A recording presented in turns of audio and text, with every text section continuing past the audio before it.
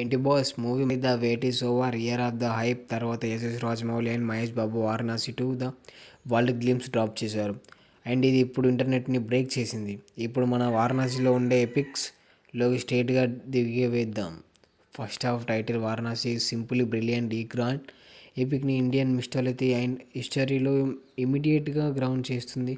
గ్లిమ్స్లో first ఒక cosmic create, ఒక శంభవి అనే ఆర్చిస్టరైట్, తర్వాత వెంటనే 502 వారణాసి నుంచి మోడ్రన్ డే 2027కి జంప్ చేసింది గైస్. ఇది కేవలం పీరియడ్ ఫిలిం కాదు, ఇది ఒక time travel mythological world trotter adventure.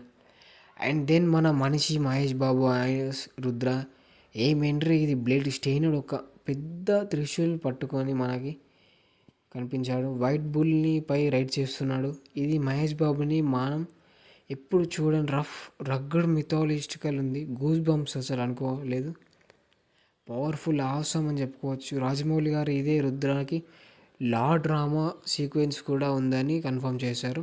మనం వెయిట్ చేసిన కొలాబరేషన్ ఇదే కదా. ఇప్పుడే మాస్టర్ ఎస్ఎస్ రాజమౌళి గురించి మాట్లాడుకుందాం. The scale of the VFX, the sheer ambition is next level. Lord ఆర్మన్ లంకని కలిసే గ్లిమ్స్ నుంచి హైటెక్ మోడర్న్ సెట్టింగ్స్ వరకు ఆయన అసెంట్ ఎపిక్ని గ్లోబల్ అడ్వెంచర్ ప్లాట్తో బెయిన్ చేశాడు.